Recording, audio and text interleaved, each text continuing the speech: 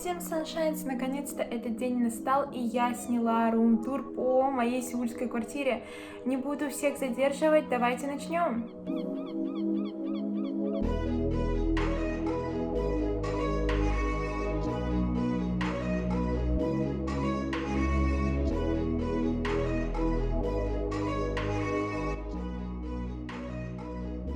Так, начнем сначала с моего подъезда. Вот так он выглядит. Вот это моя дверь.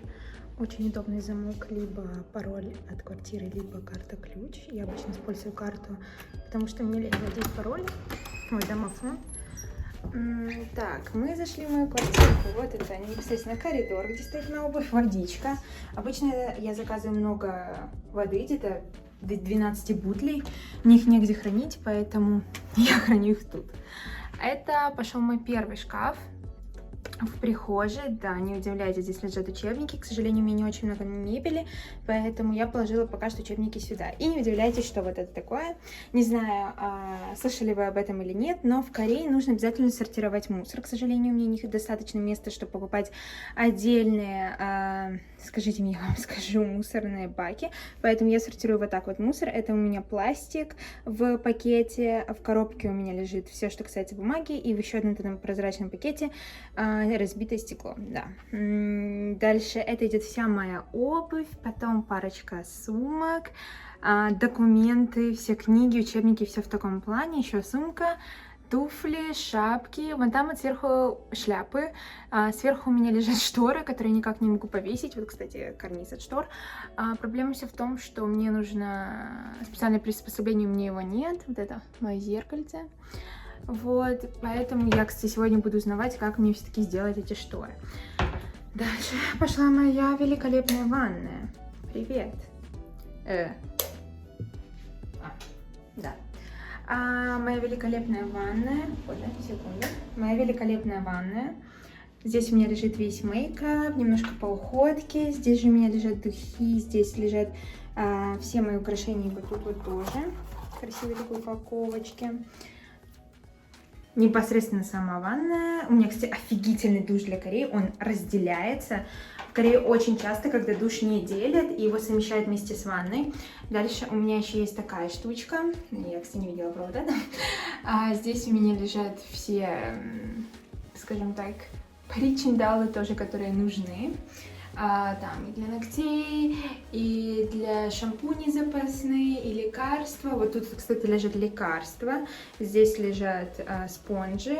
Там еще лекарства, косметика, витамины и так далее. Внизу у меня лежит порошок стиральный, потом этот, как его, для запаха, кондиционер. И непосредственно сама корзина для белья.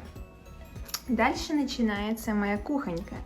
Это непосредственно холодильник. У меня, кстати, тут нормас сейчас еды, которую, естественно, не ем. Потом морозилка, небольшой шкафчик. Дальше раковина. Здесь у меня мусорники, здесь выдвижной ящик, стиралка, 2 комфорки, опять витамины какие-то. Вот этот шкаф я даже не открываю. Здесь у меня лежит посуда. Ее не очень много, но, в принципе, зачем немного, я не знаю. Поэтому не покупаю. Дальше это начинается... Это, боже, микроволновка и чайник, который я сама покупала. Ничего из этого уже не было в квартире. Вот. Что мне нравится? Посмотрите, какая прикольная штучечка. Это... Ой, немножко лажа. Короче, вот эта вот штучка выдвигается. Если ты не хочешь выдвигать весь стол, нужно, чтобы вот это выдвигалось. Вот эта штучка. У меня получается как мне 2 стола. Есть такая выдвижная. И там у меня лежат... Опять что упало? Сорян. Вот. И там у меня лежат пакеты. Даже кугума лежит. Кугума это батат, если что. И разные тоже мочалочки, фигалочки. Вот. Мне вот это очень нравится. И вот эта штучка классная. Здесь у меня обычно все мелкие принадлежности, все, что я нахожу. Я не хочу, чтобы оно просто так лежало разбросанным, поэтому я складываю туда. И там, не знаю, монетки. Нет, монетки сюда. Что там у нас лежит? Ну, сейчас посмотрим.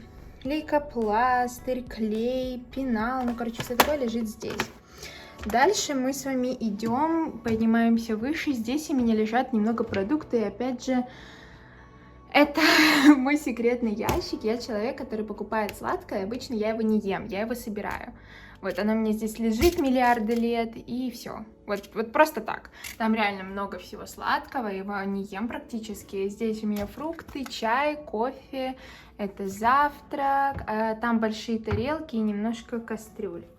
Так, а это мое спальное место. У меня, кстати, супер большая кровать для Кореи на самом деле, потому что рассчитывается это место, ну, как вы понимаете, сейчас я покажу все размеры комнаты.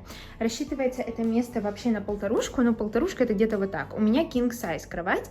Я специально брала, скажем так, с измерением того, что я знаю, ко мне будет приезжать много подруг, они будут у меня оставаться, поэтому нужно было рассчитывать на довольно большую компанию, особенно женскую. Вот. Еще расскажу вот про вот эти вот волшебные штучки. Давайте не будем обращать внимание, как классно мне здесь люди поклеили эти стенки, но мы обратим внимание на что-то хорошее. Итак, это непосредственно внизу у меня тоже есть домофон, и если там кто-то доставка или что-то там пришли спрашивать, мне звонят сюда. Следующее, это я контролирую здесь электроэнергию, то есть я могу отключать, выключать все розетки в доме. Дальше это контролируется горячая вода, подогрев пола и, в принципе, температура дома. Это включение, это сейчас сколько градусов я могу включить, чтобы было в квартире, но я всегда выключаю, потому что у меня квартира находится на солнечной стороне, и меня достаточно прогревает само солнце, мне даже не нужно включать подогрев пола. Дальше розеточки возле кровати тут и розеточки с той стороны. Это очень удобно, потому что, особенно когда остается много людей, и здесь можно заряжать, и там можно заряжать. Вообще класс. Но на всякий случай у меня там даже стоит удлинитель. Вот. Что мы быстро пройдемся? Мой волшебненький ковер. На самом деле мне очень нравится вот эта вот атмосфера, созданная в этом уголочке моей квартиры, потому что все очень эстетично, все очень как я люблю. Самое важное, не слишком насыщенно, ну просто шик. Быстро рассказываю. Вот здесь у меня просто полочки буквально лежит Wi-Fi, моя самая любимая, на самом деле, кейская, очень дешевая лампа, но она создает такой невероятный уют, что мне она безумно нравится. Потом 2 свечи. Вот, да, я вам покажу. 2 свечи у меня, одна икеевская, одна еще из Украины привезла на сыром маслами. Дальше у меня здесь парочка книг, учебники и немного ручки, штучки. На самом деле очень удобно, когда это находится возле кровати, потому что, в принципе, я всегда кружусь в этой сфере. И если мне что-то понадобится, оп, протянула, взяла. Очень комфортно. Здесь у меня лежат снимки с моими девочками, ну, как воспоминания, поэтому, если на меня нападет ностальгия, я всегда могу это посмотреть. Дальше, это был мой рабочий стол. Ой, боженьки, боженьки. Немножко споткнулся. Забудем об этом. Так вот, здесь у меня только что закончились уроки. Ну, как сказать, у меня перерыв, у меня будет одна пара еще через час. Я вам быстро снимаю. Вот здесь у меня как бы мой рабочий стол непосредственно.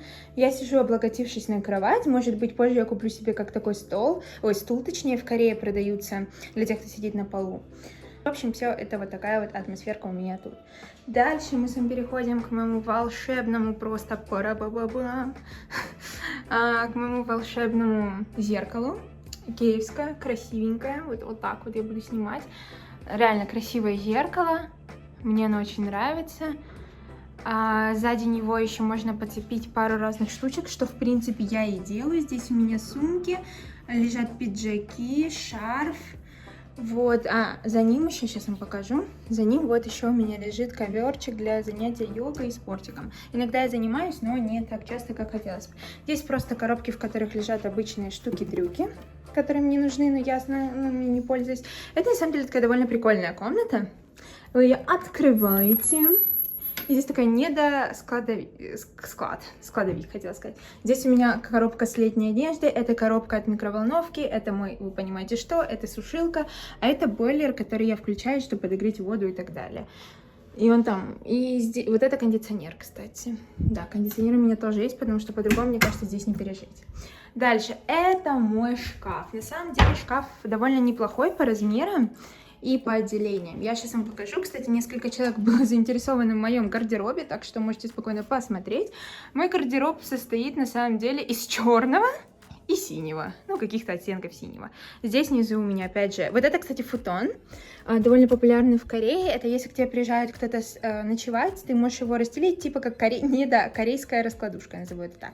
Дальше это моя сумка, это чемодан, с которым путешествую везде, а это у меня, кстати, запасная штука. Здесь у меня лежат дополнительные все, боже, как они называются? Skincare, потому что в Корее очень популярно покупать часто one plus one, и вот одну штучку я складываю туда, другую непосредственно отношу в ванную. Дальше здесь немножко опять сумок, которыми я пользуюсь. Поскольку у меня нет супер длинного шкафа, приходится немножко заламывать пальто, но ничего страшного. Это получается 2 отсека таких, и есть один такой классический отсек, здесь немножко вещей лежит. Вот так вот. Возможно, я освобожу полностью эту полку. У меня еще несколько вещей сейчас в стирке. Если мне получится освободить эту полку, я сюда еще положу учебники. В общем, вот так вот выглядит моя квартирка. Вот так она выглядит, если заходить с этого ракурса. А вот так, если с главного входа. На самом деле, мне она очень нравится, она очень уютная и очень светлая. Осталось только повесить шторы. Надеюсь, вам понравился мой рум-тур. Хочу знать ваше мнение о моей квартирке, как я здесь все обустроила. Если у вас есть какие-либо идеи насчет интерьера, пишите мне в комментариях. Я буду смотреть, читать, потому что, вы знаете, я всегда все проверяю.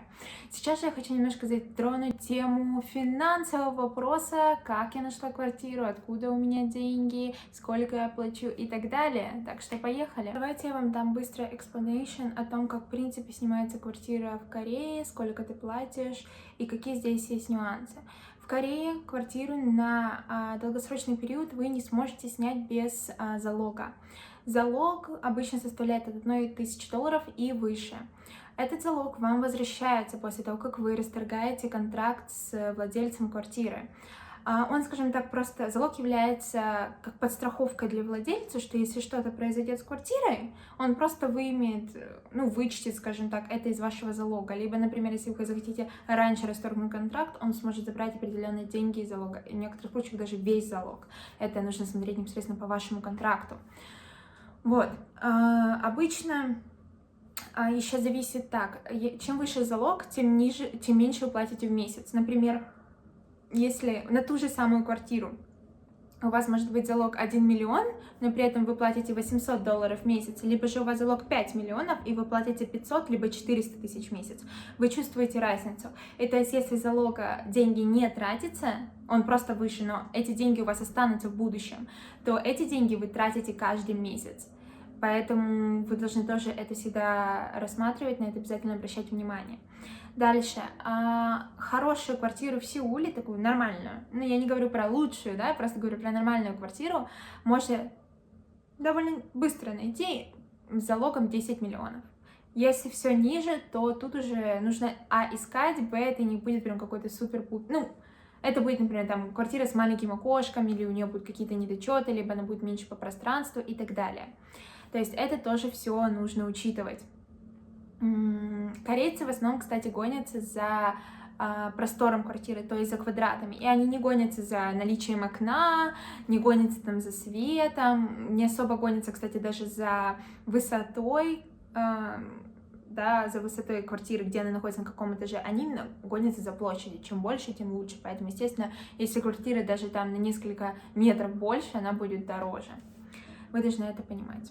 Что же касается меня и моей квартиры, и моего залога, то он составляет 5 миллионов вон, это где-то $5000, и ежемесячно я плачу 580 тысяч, изначально было 600, но я смогла договориться, и коммуналка мне обходится в